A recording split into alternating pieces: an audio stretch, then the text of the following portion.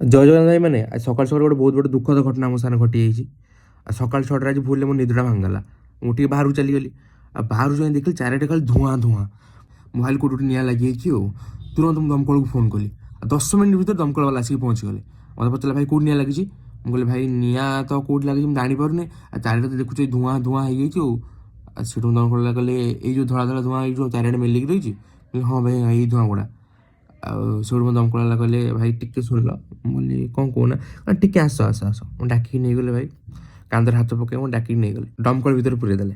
ଦମକଳ ଭିତରେ ପୁରେଇକି ଲାତ ଗୋଉଠାଛି କୋଳା ପାଇଲା ଯାହା ପାଇଲା ପାଇଲା ଭାଇ। ଯୋଉ ଜାଗା ନାହିଁ ସେଇ ଜାଗା। ମୁଁ କହିଲି ଭାଇ କାହିଁ ମାରୁଛ ମୋତେ।